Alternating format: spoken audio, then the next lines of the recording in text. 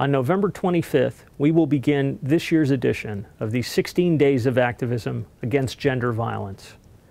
This annual campaign reminds us that gender-based violence is corrosive for all of society. It undermines gender equality, it degrades women's access to health care, to education, and their participation in civic life. Gender-based violence is not a women's issue. It's a human rights issue, and it's also a security issue.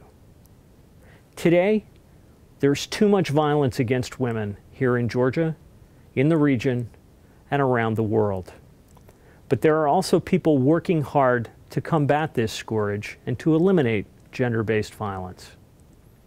Around the world, the United States is working with private organizations to get men to take this issue seriously and prevent violence against women. We're partnering with religious organizations to incorporate these messages into their own outreach in their communities. Here in Georgia, the United States has been a strong partner for those Georgians combating domestic violence and human trafficking, from Vice Speakers Kerevalashvili and Tsereteli to individuals like Cheti Hutsishvili and Mari Meski.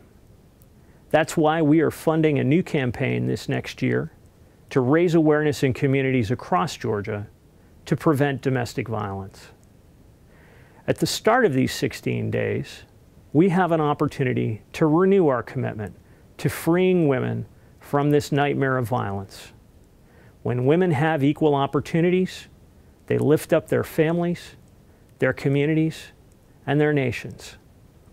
In the words of Secretary Clinton, investing in the potential of the world's women and girls is one of the surest ways to achieve global economic progress, political stability, and greater prosperity for women and men the world over.